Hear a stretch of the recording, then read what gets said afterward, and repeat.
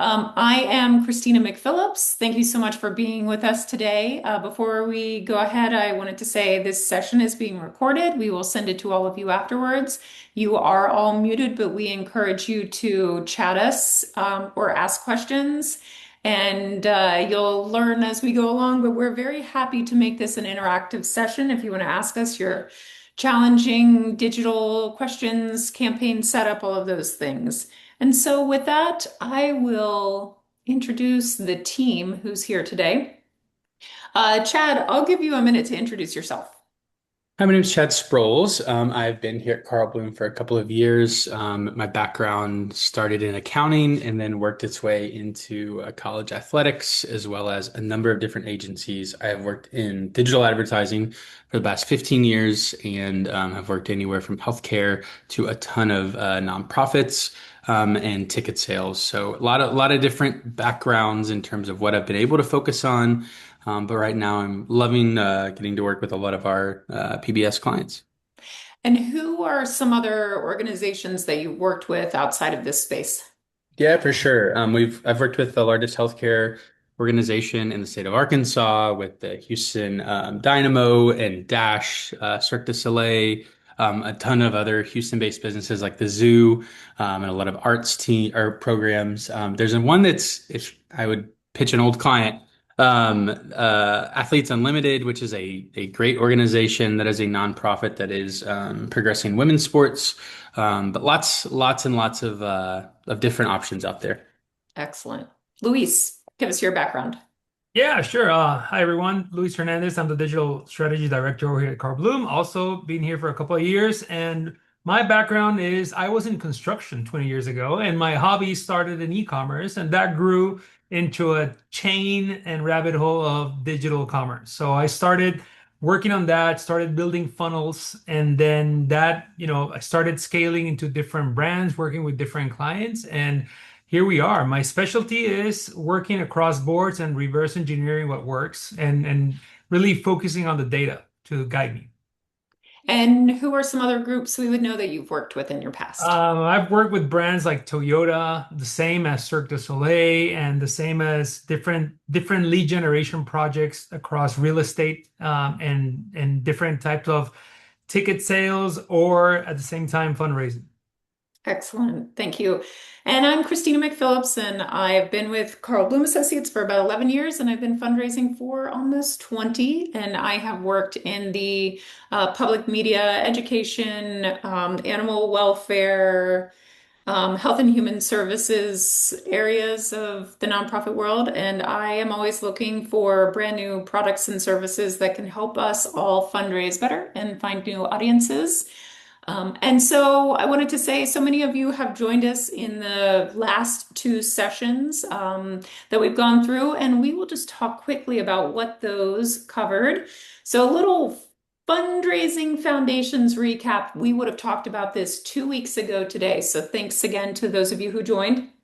Step one, that would have been about measuring. So looking at Google Analytics and website tracking, and then we would have gone into building audiences. So those audiences would have been in Meta, Google Grants, things like that. And then we went over how to create engagement. So that would be with different kinds of content, passport, programming, your community stories.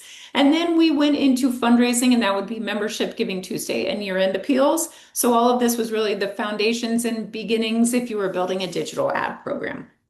Then last week, this same time, we talked about fundraising in practice, so sort of our intermediate group, setting campaign goals. Those goals we talked about were around awareness, engagement, membership, fundraising, and conversions.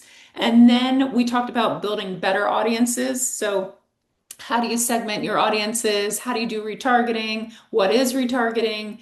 Retargeting your website visitors, email subscribers, and donors. We talked about measuring performance, so conversions, and then attribution, which is a really big topic and very painful. That's one for another day. Wipes tears away about attribution, campaign results, audience growth, and then what your ROI of all these things you're doing is. And then finally, we talked about how to optimize, improve your campaigns. So that's testing different kinds of creative, different audiences, balancing awareness and fundraising, reviewing performance, and improving every campaign because we do not want to rest on our laurels. And so, with that, as I sort of promised at the top of the call, we are open to having this be a bit of a therapy session for you. If you are currently in platform building campaigns and you are having issues or questions, we would love to pause and talk those through with you. So feel free to chat us your questions. Nothing is too small or big. The guys have seen it all. And then the phrase of the day is, it depends. So as we're talking through these different campaigns and building things out, you'll hear us say, it depends. So I want to take a moment and just talk through excuse me, a couple different kinds of platforms that exist. And we're going to take a deep dive into these. So, guys, in theory and in practice, Meta. Why would you be using Meta? You're going to actually build a campaign for us, Luis, in a couple of minutes in a platform that you've built, and you're going to go through measurements of why you would use Meta, why you would use Google, and all of these different platforms. But before we deep dive into that, so that everybody's on a level playing field, why, guys, would you use Meta for your digital campaigns?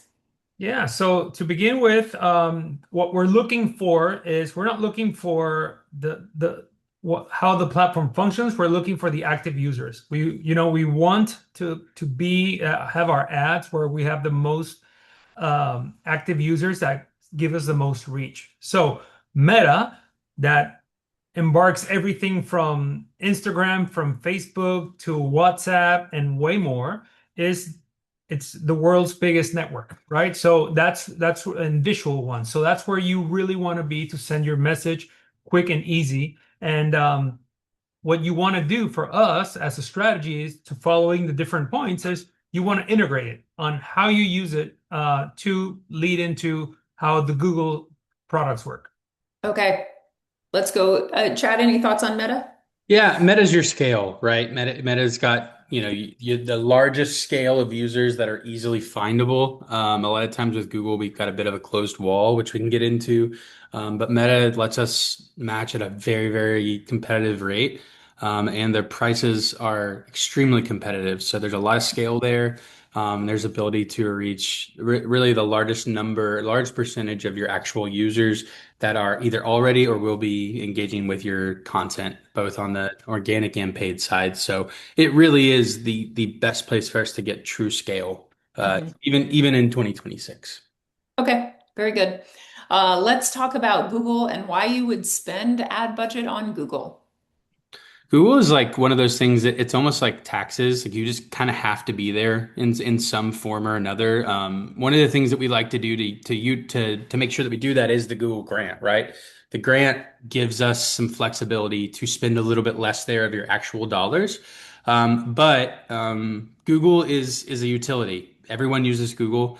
And we have to make sure that if people are looking for ways to give, if they're looking for content, that we do have visibility in the areas that are most important. So really a lot about this is capture. With you when we get into platforms like YouTube, and even some of your display, there's more prospecting done there. But really the vast majority of the spend, the actual spend that's going to happen on Google comes in the form of capturing and making sure that we're both protecting and and giving people what they're expecting once they look for us. So Mhm. a lot of times that can be difficult. You all are typically a part of a sub brand because there is, as I like to refer to them, big boy PBS. So if ever anyone local is looking for your content, a lot of times that can skew. So that Google is just a great place for us to make sure that we have visibility in those places where people are actively searching for things. Okay, we actually already have a question, so I'm going to go ahead and ask it because it matters right now. Someone says, when targeting, a lot of times platforms will automatically add their AI expansions for audiences. Looking at you, Meta, is there a recommendation for how to build campaigns that may reach more than your intended audience? And how do you or should you communicate with leaders that you can't always guarantee a certain audience will see or won't see your ad? Man, there's so many great questions in one question. Samantha, thank you. Um, The AI expansion, I'll speak to that first, and then Luis, if you want to get into the to that next part. The AI is it's only going to get worse, number one, and it's not only Meta. You need to be looking through Google because Google absolutely is hiding stuff in there as well. Um, the biggest thing that I can say is don't use it right now. The audience expansion, if you are prospecting, I'm okay with. If our goal is to prospect in, like, let's say, like a passport, and we are looking for new people, and we have some good indicators of, hey, we know that people fall within these parameters, it can be useful there. That in that way, there can be use for AI expansion in audiences. It's not even when we say AI, it's an extension of what Meta has done in the past with lookalikes. They're just using additional types of technology now. The things where I start to say no is where they start to edit the things that are approved. So these are things like copy, images, videos. Google right now, it's very hard trying to push a lot of this on their own. So I know we've called out Meta, and Meta's the worst about it, but Google has been very sneaky with it because they'll sneak things in their creative builder where they try to, have videos automatically developed, things like that. Those we do not believe in right now for a number of reasons. Number one, you all deal in copyright material, so we have to be very careful about how things are reutilized. But number two, it's never my intention that a client sees something that they're not expecting. And that is insanely important. Obviously, that's going to be important to you all as well, because things roll downhill.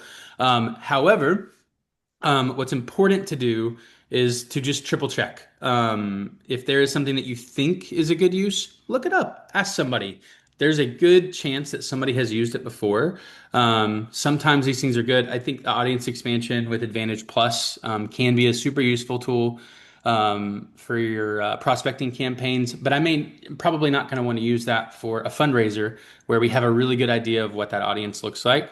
That's not typically the best place to use it because we want to make sure those dollars are efficient. So that's the answer to that first part. And Luis, did you want to get into when you're looking at communicating that expectation to a leader? What does that look like in your opinion? I mean, and it goes to a little bit also like when you start adding these AI tools like for targeting all that part, you got to remember one thing. And I'll use Google's Performance Max as an example. If you're used to it or have you seen it in platform, you can target with AI inside Google Performance Max, but try getting a report to see where something there converted. It's very, very dark. You don't see anything and it doesn't give you that information. So from that point of view, I really don't like using that AI for my targeting or for any type of segmentation other than like Chad said, prospecting, because you kind of lose a little bit of control and that communication of you trying to explain where your sales are coming from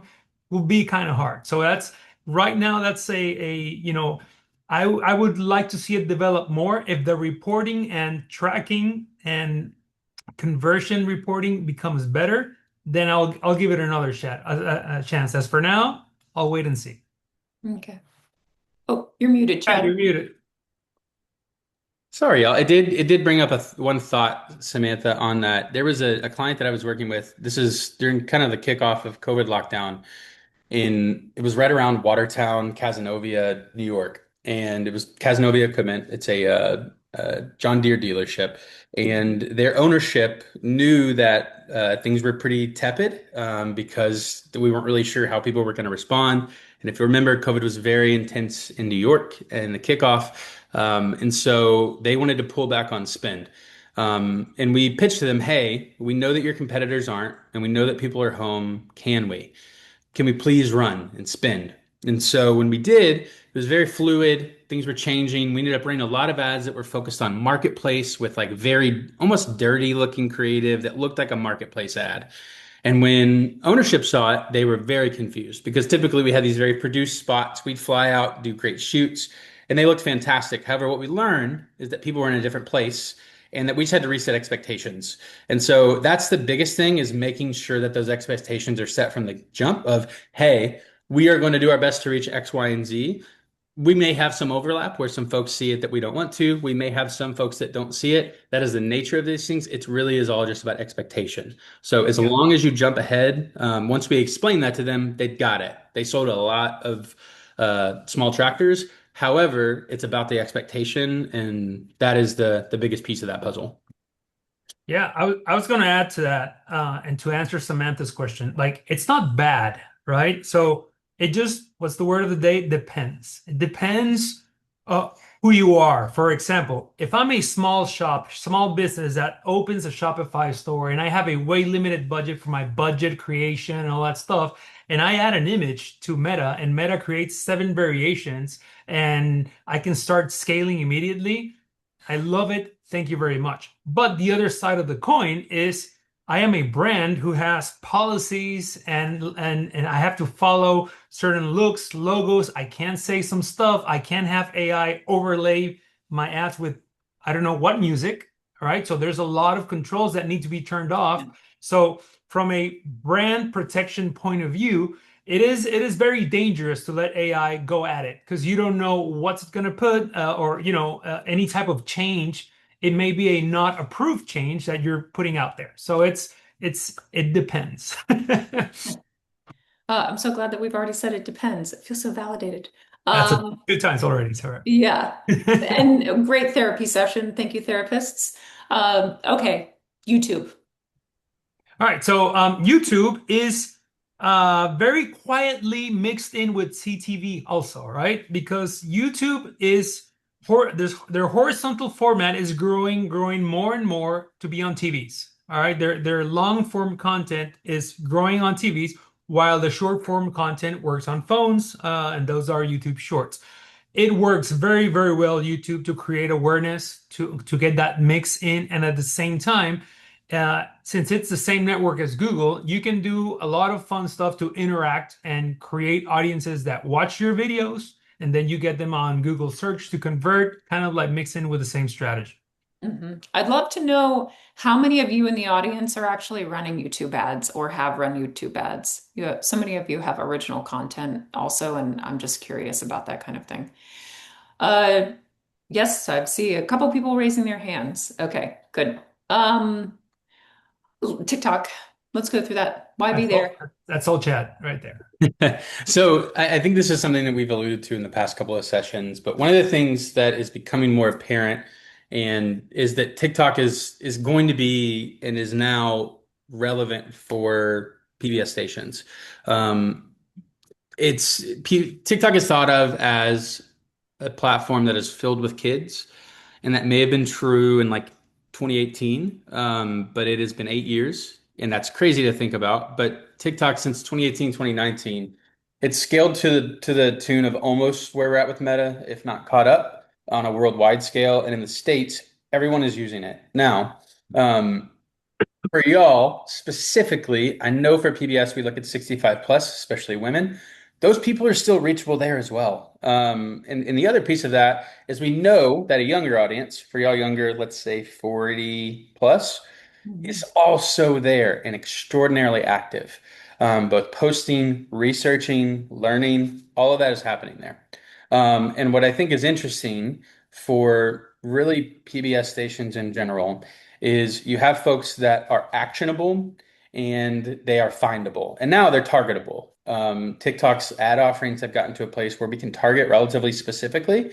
There was a time when it was like down to the state or zip or excuse me, DMA, and that was as tight as we could get on a location. Now we can get down to I believe even zip, if not a little bit tighter. So lots of availability in terms of targeting. And I think the thing that's most exciting for me for PBS is you have people that are findable that take action. Thing about the folks on TikTok is if they get behind something, good, bad, or in between, they will run with it. Now you have to use that to your advantage, right? That can be used for good, bad, anything in between. However, with PBS, when we find moments where we can say, hey, this thing is happening, to me, that's fundraisers. As long as we've been speaking to that audience before, we should be able to activate there. Now, the biggest thing now is budget. With PBS, we always have to be mindful of budget and scale. And so we have not implemented that with our clients yet on the PBS front because of budget. We want to make sure that we're spending efficiently. And especially with fundraisers, we don't like to pull cash in until we know it's going to spend. And until now, we haven't been to a place with the platform where we felt comfortable investing year round. And if we're not going to invest year round in awareness, then it doesn't make sense for us to just pop up and ask people for money. We've told you all Mhm. that in the last two sessions, and that holds true platform to platform. So we are now to a place with TikTok where we think it's beginning to be time to work in that passport campaign, to work in your high, whatever that may be, your evergreen campaigns, making sure we have visibility there so that we can activate once we get into an ask phase. So for our clients that do have more scale, that is going to become a conversation over the next month and month and a half of how do we move some funds over to make sure that we're talking to this audience on a regular basis. So that's where we are at with TikTok. Lots of opportunity. And it is a good thing to remember. They are not just young people. It is a full scale reach of folks that really do like to take action. So yeah. Okay. Okay, great. I'm going to zoom us through the next two just because I think ChatGPT and no Reddit might take a little more time or not. But CTV, why would you be there? Yeah, so CTV stands for connected television. Basically, if you notice, the same thing that we have on the left, Meta, Google, YouTube, Instagram, all of that, that's what happened with CTV. They got broken down into these streaming platforms wars. Yet now you have Roku, you have Peacock, you have Universal, you have everything, Paramount, everything kind of split up. So that also is when you say split up by behavior, split up by audience, and then with that, you can kind of, for us looking at it as an advertiser point of view, it gives you an inventory where to put your ads on. And the connected TV, I look at it as it's connected to an IP, which I can add into my awareness funnel, then I can retarget. So I can target people who are watching a certain themed show, and then I can retarget them with the rest of my message. And Okay. then just tying that one to programmatic, it's kind of like the same thing, is building smart audiences that are connected with each other so you can create a high reach tactic and then retarget them. Okay. We've got a question before we go into ChatGPT. Which platform or platforms pair best with Pledge? Ooh, great question. Right now, our mix for Pledge is a mix of Performance Max and Meta. That gives us really, really good scale. We have seen fantastic results from that. I think there's somebody on the call right now that would raise their hand and agree with that. That is one of our current clients, but I will not put them on blast. But that is the current mix. Pledge is one where TikTok, I think, makes a ton of sense. The issue with Pledge is finding budget that we can dedicate to it because it's listen, there's a lot of other ways that pledges can be promoted, especially on air. And so we have to make sure that we're being smart with that. But Pledge is one where I definitely want to work in TikTok because of its good programming promotion. We're promoting programming. We know that these people are looking for entertainment. We know that they like to watch something. It can be hard to transfer that from a handheld screen to a television, but it's not impossible and it happens. So that is one where typically it's going to be Meta and Performance Max, but TikTok is right there. Okay. All right, let's talk about ChatGPT. Why should you be running ads there, not running ads? Yeah, well, I would say number one is the biggest change in the past 3 years. If you noticed, we haven't had that much change in platforms as an advertiser in the past 3 years. Everything's been kind of the same, and this is I would say the next platform that's kind of growing in users, active users. I know Anthropic and Claude is there, but we can't run ads there, so it's not on our list because of that as advertisers. But like Chad said before, everybody's doing Google, now everybody's doing ChatGPT also. So it becomes a very, very important bottom of the funnel tactic that's actually, it's driven by user behavior, so and intent. So it's actually very, very good to have, and it's the one that I think for the next year or so, it's going to have one of the biggest growths that I see, at least people that are not Googling enough in our chat GPT. It's the mix between there. So for you, if you want to have a full funnel front, you want to make sure that you cover your Google and now, eventually you cover your chat GPT. Good to know. Okay. And why no Reddit? Honestly, we're just at a point now where Reddit has not shown us that it can convert donations in a way that makes sense to spend there yet. Mhm. Not everything is about donations. We know that. We can just find the scale that we can find on Reddit typically elsewhere, especially in programmatic in Google. Typically, if there's a Reddit user, they are findable on Google. We know there is almost 100% overlap between a Reddit user and a Google user. So we just find that we can reach them more elsewhere in places that they're more likely to accept that message. At this Okay. time, that could obviously change in the future. If we have different campaign goals, that may change. Like, let's say we have a client that we work on recruitment with, that where we try to reach young people. That makes a ton of sense because of where people are and what they're looking for and what they're researching. We have not found that Reddit is a good outlet yet for our PBS clients. Okay. All right. Let's go to the next part of the presentation. Let's build. Luis, sir, Yeah. you have $15,000 ad spend in your annual budget. I'm gonna turn it over to you. All right, perfect. All right. So let me share my screen first and let me know when you see it. You got it? Yep. Perfect. All right. So this is a little tool that I use, Fundraiser Planner, but basically the message I want to get across here, and we'll start looking at different metrics here, and this is where you make the mistakes, all right? This is where you can go out and try to put your budget here to see what it can do, what you can stretch, and I'll start showing you a little bit of what I look for, and please interrupt me with questions at any moment. But the whole idea first is, all right, what's my budget, right? So we're talking 15,000.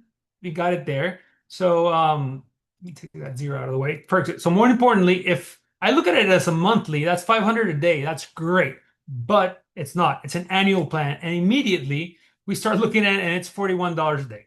That immediately pushes us to make the first decision. All right, if we start adding platforms and we want to be in everywhere all at once, that's where we start running into problems because now we have $41 a day to split between how many platforms, how many tactics, right? And that's where we, number one, start planning. All right, are we just going to spend it evenly every month? All right, so we have 1250 every month to spend. Then let's start breaking it out. Or are we going to do, scale it to our giving season, which gives us 700 across the board for every month, and then we scale it for the good months? Or do we want to do a spring and fall? So that's a lot of depends on what your plan is, on what you're trying to target. For this example, I'm just going to leave it even to see there. And then we're going to start grabbing some of our data, all right? Some of that our past data is going to help us at least forecast our future results or estimates. And we're going to grab and say, hey, my average donation, let's call it $70.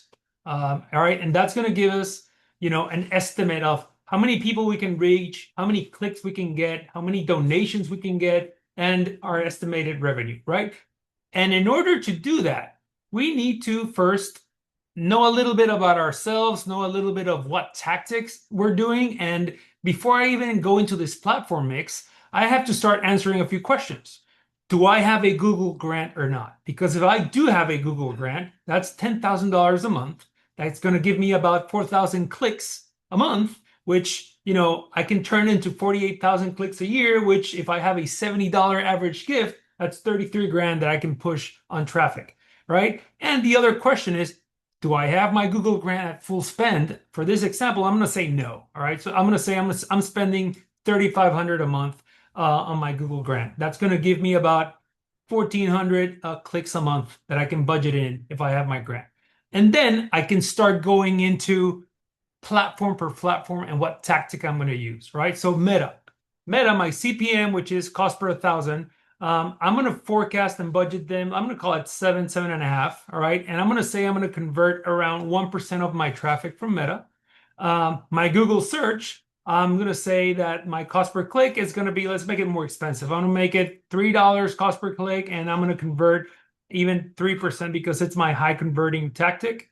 My YouTube, it's going to be a low CPM, high reach, but at the same time, I'm going to make it low clicks, low converting because these are awareness tactics. The same for TikTok. TikTok, I'm going to do almost no clicks. I'm going to do low CPMs, all right, for high reach, high distribution. And then I'm going to leave it at 0.5 in conversions. CTV, I get 0 clicks, 0 conversions, and I get a high CPM. This is an awareness tactic.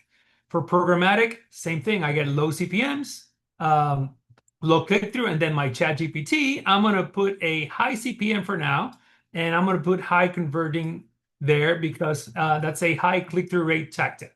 All right. And then for my Google Grant, I'm going to just leave it as that.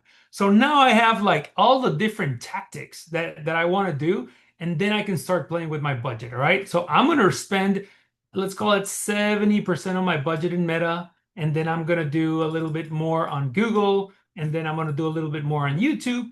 And that's going to give me, approximately what my funnel is going to look for and what I can do in fundraising. So this is where you start. If you notice, I haven't even gone into the tactics that I'm going into each platform. What I'm really looking for is I want to see my daily spend. All right, my $41 a day.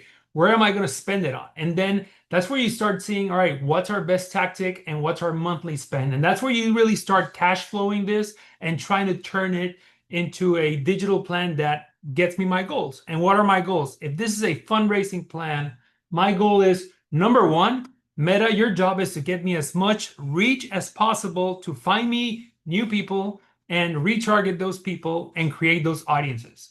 Google search, your job is to catch anybody who's looking at Meta, seeing my ads and generating that intent and searching about it, and then you converting that into a donation and making sure that your traffic is not going to someplace else that somebody is running ads against you, right? And then YouTube and TikTok and CTV are doing the same thing. They are creating awareness, high reach strategies to get that name across the board.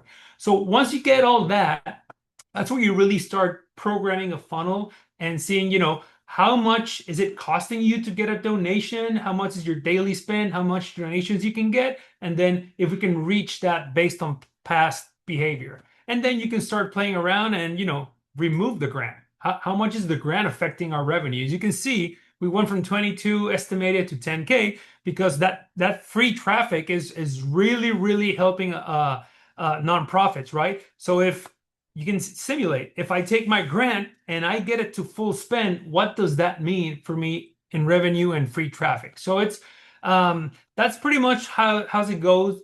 Building a complete campaign on all details. And the word, like I said, is depends on what tactics we want to do, on what we have, and what type of creative, which that's going to be the next part, right? Now we have the engine, how we distribute our information. Now, what's our information? That's the next step.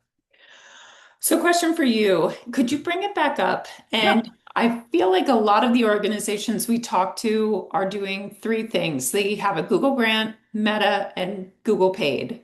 Can we look at a healthy makeup for that kind of typical organization? What would you With it, recommend for the with everyday Yeah, so person? with 15,000, if what you're trying to do is, like I mentioned, your main goal is your daily spend. If you're spending $41 a day, that means, if you're spending 80% of $40 a day on Meta, then your goal is to get as much reach as possible. Because if you set your Meta tactic as a conversion tactic, that might go into just getting one conversion.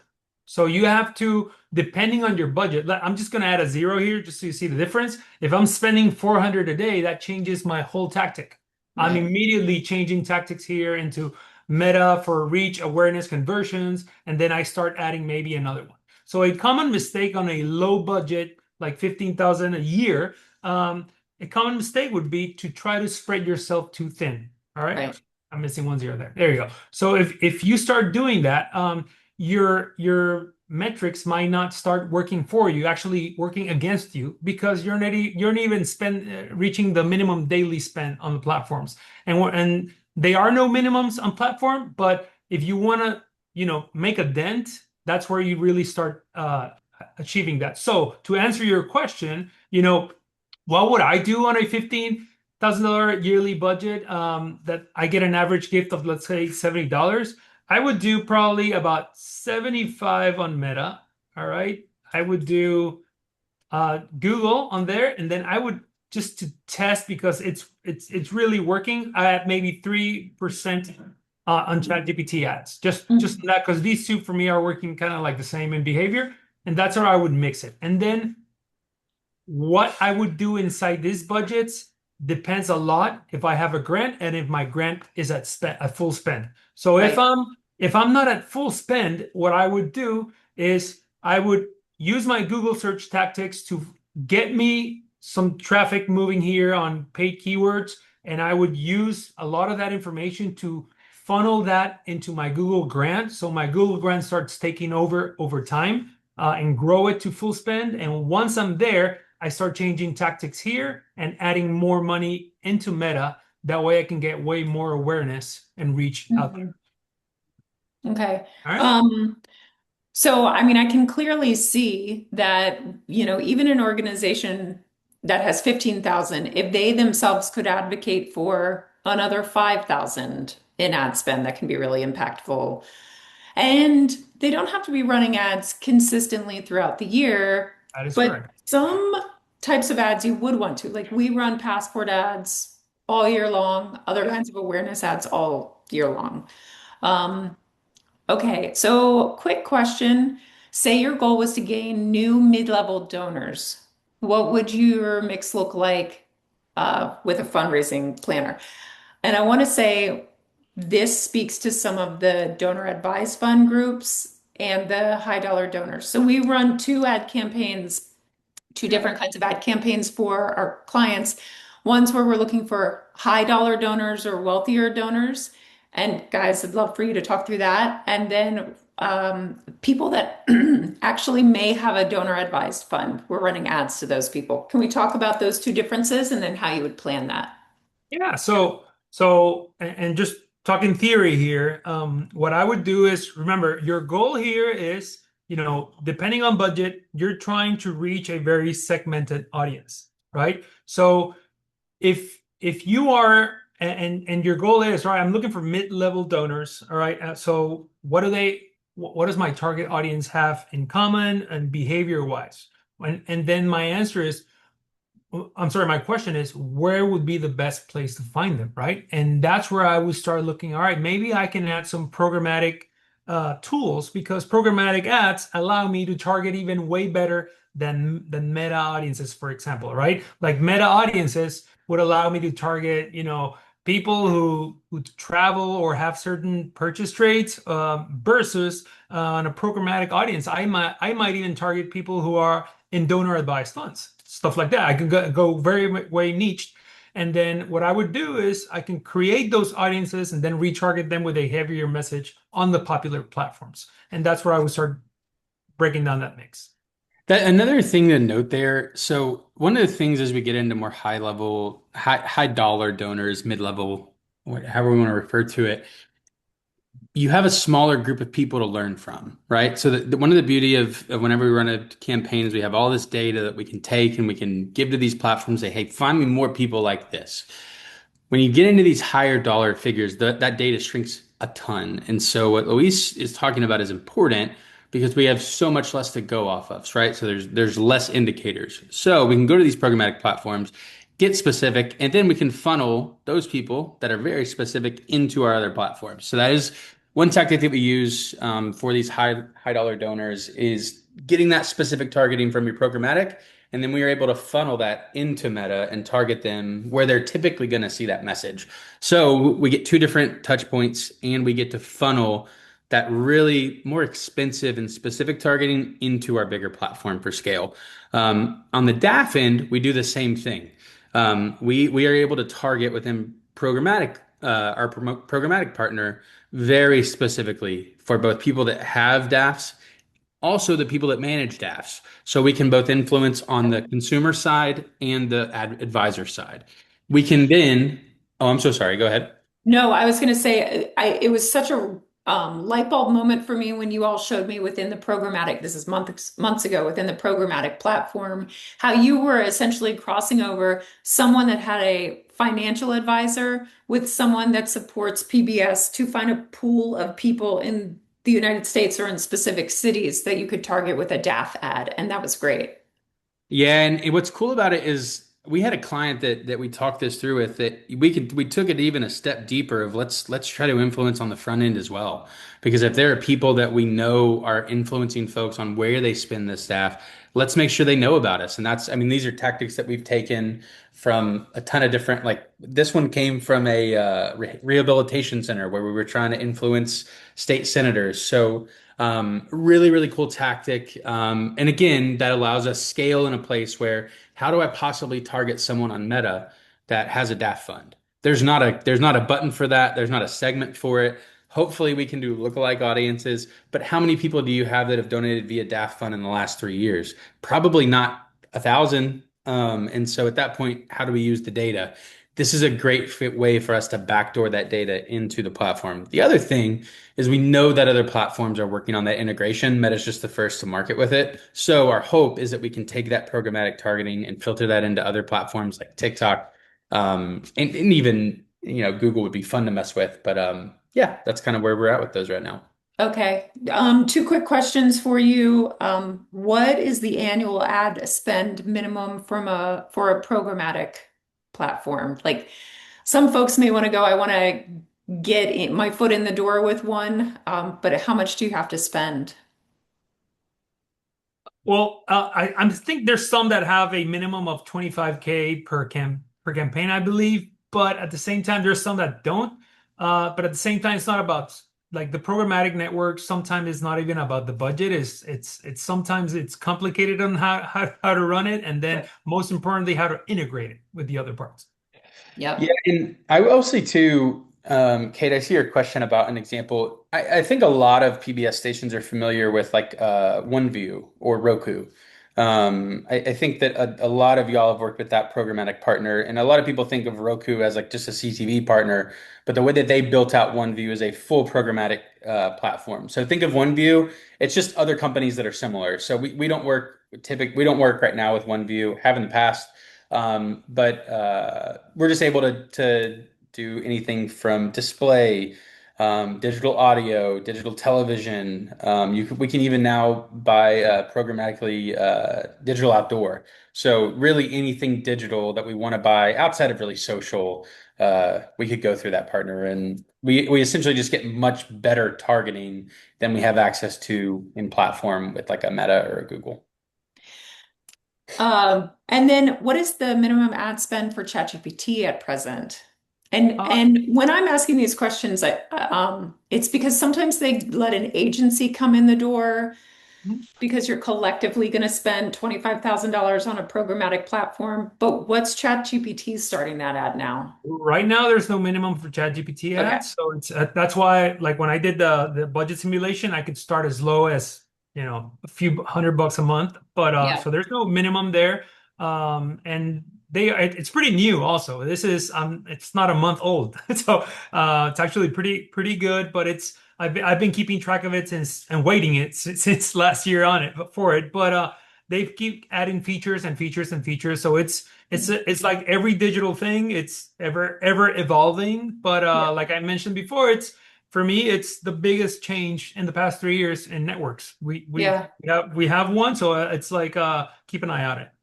Well, I appreciate you all keeping track of the nuances and the constant changes for us. And with the time we have left, let's talk through good creative versus weak creative. And Chad, I'll turn it over to you.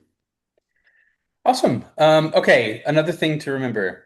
This is all, it depends, right? We're going to talk through high level, basic thoughts. Because there's something in here that I will say it's something I disagree with. There's a way to use something in here that I actually love using. So the thing to remember is focus. People are in a hurry. These people see these things very quickly. A lot of times it's good to remind people that this is not a dissertation that someone's sitting down to with a cup of tea and looking over every piece of what you have to say or think. They're probably scrolling through quickly. It's more like a billboard that you're driving by, and you want to catch their attention. So it's about hooks, it's about quick, it's about capture. Now, that doesn't mean that we always have to have short copy, because I love to talk and I love to use copy and I love to make sure that we can give people the correct information that they need. But it means we have to focus. So let's say for this passport ad, we just want people to go watch this passport. obviously, there are things that we can tell them. We can tell them how much it costs. We can tell them that it's available now. We can tell them where to watch it. But if we can keep that to a minimum, we don't have to tell them all of that at once. Now, that's not always the same, but I think the good thing to remember is that we can deliver different messages to different people. So let's say within a Meta ad or a Google ad, we get, 5 different options for your body copy within one ad. We can get 5 different options for your headlines within one different ad. So we can ebb and flow those different types of copy. But the thing to remember is let's try to focus on a relatively consistent message, and let's get people the things that they need most. Obviously, we'll work in copy points if there's through lines. I know we have a number of our different clients that have maybe somewhat of a theme around a lot of their communication for a year. Obviously, we work that in. But it is about being consistent, concise, and direct. I always like to tell our clients that people oftentimes just want to be told what to do. And so if we tell them to do that, that's often a win for us. So us saying, "Hey, your favorite shows are ready when you are," stream here. Just start watching. That simplicity is useful because there are so many different messages out there that people are being given at a time. That simplicity can be helpful. I like to think of the Trader Joe's example and the fallacy of choice. And I can't remember who wrote about this, but when you go to a Trader Joe's, the nice thing is like, hey, that's the regular chip bag, or that's the ice cream. You don't have to choose from 17 different flavors from one brand and 10 different flavors from another. This is what you get. And so sometimes having a lot of that choice narrowed down for us can be helpful. And so if we can somewhat focus on our message and really what the action that we're hoping that someone will take, then that can be very powerful. So we want to be the Trader Joe's of a public media. Okay, got it. I love it. Yes. And if you have to carry that further, people love tote bags. So as y'all give away tote bags, just Yeah, like Trader Joe's, people will go crazy for them. they So do. They do go crazy for it. Okay, so we are at time basically, and we have time for questions. I'd love to hear if the audience has any questions, gentlemen, as we wrap things up and wait for questions to come in. Do you have any final tips for the group?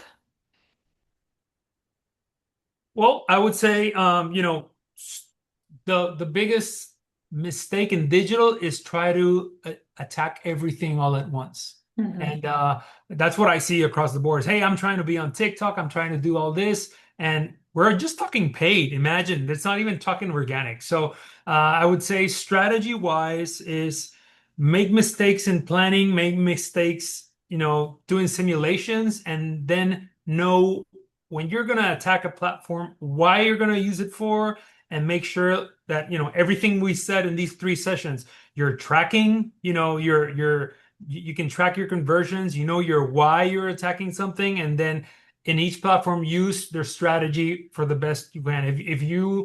If you're going to run awareness tactics, you know why, and use it as a tool to get something out of it, right? Not just, hey, I'm boosting a post just because. Mhm. Everything for me needs to fit inside a strategy for it to be worth your while. Okay. I will add to that. I think the thing to remember is that it depends.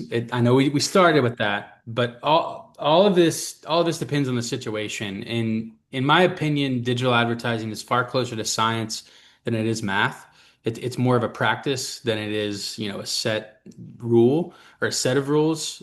These things change constantly. Mhm. So it really is about let's pay attention to what's going on. Let's make sure that we're meeting people where they're at with the message that is connecting. And if we need to, we can pivot. That is the beauty in digital advertising is we are not set. And so if we see that something is or isn't working, we can make moves very quickly on that. So I think that's another thing that I would love for y'all to take home is this is a science. We have to ebb and flow as things change. And it's about making sure that we're listening to the right markers. Okay, I do have some questions. Do you recommend being organically active on a platform to run ads on it? For example, we currently are not on TikTok organically. Yeah. I mean, yeah, Should, totally, totally. It's like inviting somebody to dinner and just leaving as soon as they sit down. All right. If you're running ads and they click on your account and it's empty, the last post is 5 months ago. yeah, You're not showing that relationship. So if that's why I said pick your battles. If there's so many social networks and if you're going to try to do them all at once, you might fail with that. Now, the advantage that we have today, like this past year, is that you can automate a lot of the organic now. Like a lot of the organic can be automated with AI. Like you can give it here's my 200 pieces of content that's already approved, and I just want you to schedule it for me. All right, that's one thing off the table. Let's focus on our paid strategy now. okay, great.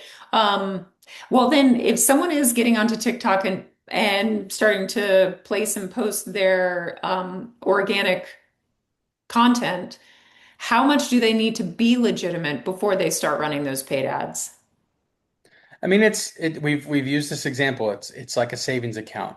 Make deposits, right? You have Yeah. to make deposits before you can withdraw. So get Okay. to a place where you think you have told the story, that you've Yep. shown your value, that you've been consistent, and then ask, right? If you've got two posts up and then you start asking people for money, people are probably going to catch on to that. People are very observant, especially on a platform like TikTok. So I would say, give it some time, put some work in, find your audience, find people that you've connected with. And I Yep. think a lot of that you'll feel.